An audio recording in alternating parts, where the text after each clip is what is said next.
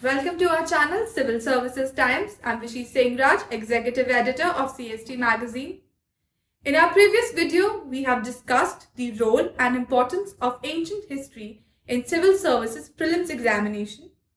We have outlined the focus points of Indus and Rig-Vedic period along the pattern of questions and sources. If you like our content, please like, share and subscribe our channel and hit the bell icon for the updates. The topic of the next video will be discussed by the end of this video. Now before we start, let me quickly address the major problem faced by most of the UPSC students. That is, how to memorize and retain facts. We are having this discussion here because most of the students complain that history is a very factual and lengthy subject, especially when it comes to literature, art, architecture and culture. Now, the real problem occurs when we try to memorize the facts and eliminate the understanding of concepts. This creates a lot of confusion. Another reason why a student should not directly jump to factual learning is because it is very time consuming, and also the fact that UPSC from year 2013 onwards has started asking very conceptual questions. So either way, a student has to essentially go through conceptual clarity of the subject and the fact automatically follows. For instance, if you understand the philosophy of 6 Orthodox schools, then you will never forget their name if a question comes on match the following. With this approach, you will be able to easily match their names with their respective philosophies, identify them in odd one out, and even answer the true and false type of questions. This serves as a dual purpose in mains and GS papers, and also philosophy is an integral part of paper 4. Hence, the important mantra to crack UPSC is to give effective reading hours in balancing the understanding of concepts, the learning of facts, and converting these facts into questions and practicing those questions. This balance will ultimately increase the overall output of the students by making the study hours highly productive. Coming back to our discussion, in this edition, we are covering the second part of ancient India, in which we will cover the second urbanization of 6th century BCE to the rise of heterodoxy. This part is not only an important aspect of ancient India, but it also has a lot to do with GS paper 4, mains, essay writing, your approach towards articulation, your understanding of questions, your bend of mind, your sustainable and integrated approach towards approaching anything that comes into being, whether it is a current issue or a contemporary issue. And with this regard, we will begin with Upanishads. There are 108 Upanishads, and they are the simplified version of Vedas. They make you feel that they are based on egalitarianism, and they propagate that the world originated from one point and everybody was the part of the same revolution. The philosophy of Upanishad revolves around the relation of the entities with the organic whole. We form the part of organic whole, and this concept becomes the most important vehicle towards the integrated approach of life during the era. With the concept in background, the Upanishad taught us 3 things. 1. Simplicity. How to be simple and be communicative with your simplicity. Simplified language and gesture is a very important so far as to interpretation and understanding is concerned. Second, karma. The second thing they contribute was the karma is the main thing. Karma means the efforts and expectations are to be shaped by each other, and any gap between them will culminate into great discrepancy in any human's life. The synchronization between aspiration and efforts could be easily found in the writing of Upanishads. Thirdly is integration. They mention that not just whole world is integrated as one, but also the whole universe is the part of the same integration.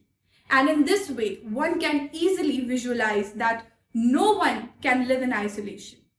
There cannot be any existence in isolation, and anything cannot have its own manifestation. Therefore, for a person, every action that affects is transcended to his or her surrounding directly or indirectly. One is ultimately attached to its surrounding till the cosmic level. Upanishads are to be seen as texts that are supported to provide any individual with a life that is more aware, complete, positive, dynamic, and vibrant. For understanding point of view, you have to concentrate on the very philosophy of Upanishads, that is, the transmigration of soul. Important and prominent part of Upanishads are Chandogya Upanishad, Brihadnyaya Upanishad, Kath Upanishad, or Paraspati Upanishad. Here, I would like to bring to your notice that one very prominent question is also expected from Maha or Vaishnava Upanishad. As the concept of Vasudeva Kutumbakam originated from it, you have to understand the meaning of such concepts in sociological and philosophical application and their application in the present context. UPSC is also seen giving this part due importance by asking several questions over the years from this portion. The effective and concise description on Upanishads is further given in CST Indian History book. The image of this book is on the screen. Our second topic for today is the 6th Orthodox School. In 2014, one question was asked on the 6th Orthodox School. The image of the question along with the source is on the screen. 6 Orthodox schools are: first, Sankhya. It was founded by Kapil. It consisted of 3 classes of neutral entities called Gun. It gives in-depth description of Prakriti. It talks about the cosmic mind and human mind, that is Man. Second in order is Yogi Darshan. It talks about ill effect of avidya. It also gives the concept of purity, sincerity, non-injury, and self-containment. These concepts are to be noted as these ideas have been absorbed by Buddhism. So, one can expect an integrated question of identifying the similarities. Further, it also talks about focal points, that is Dhyan, Prajayan, Kavalya.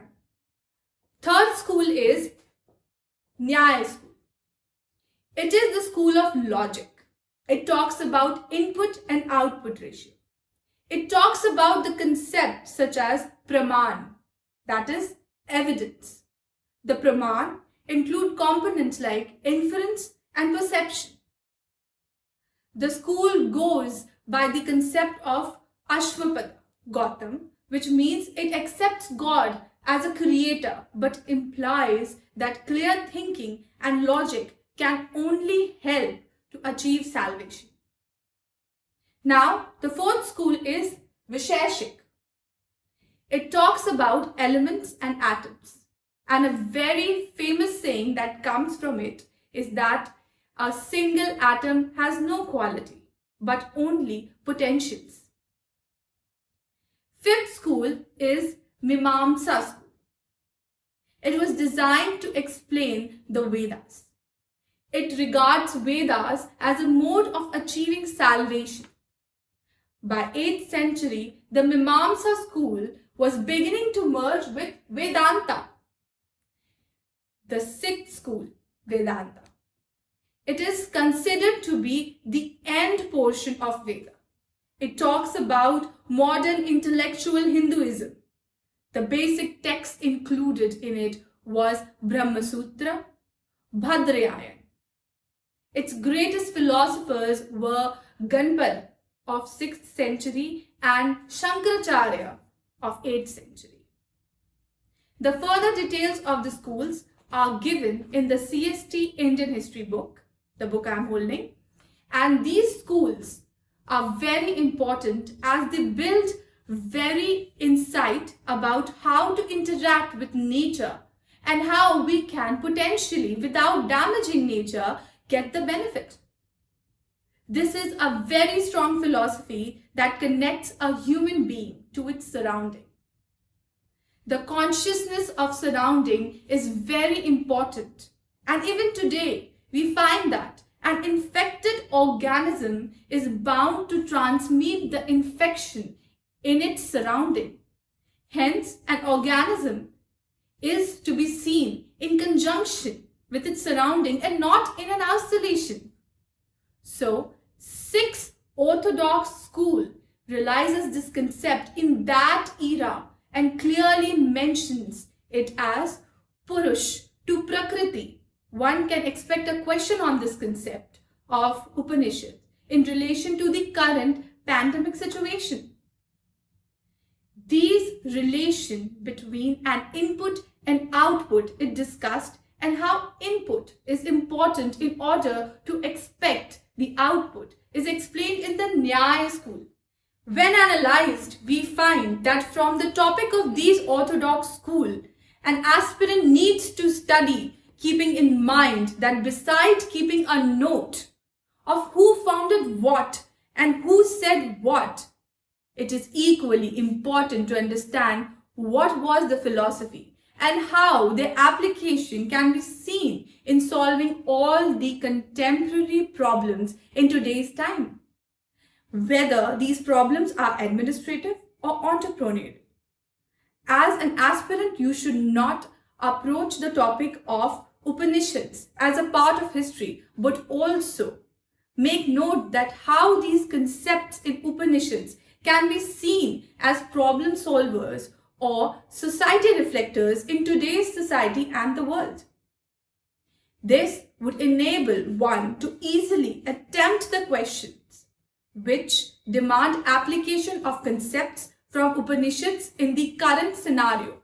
In short, an aspirant can be confident of the topic of Upanishads when is able to apply the concept of Upanishads in the current situation, and that can be done first by understanding the concepts and simultaneously relating them to the current social problems of the society and the world as a whole. In the next video, which is the part 3 of our ancient history, we will continue our discussion on topic of heterodox sects.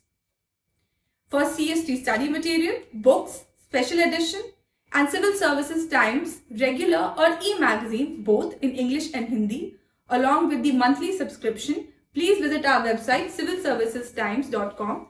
Thank you.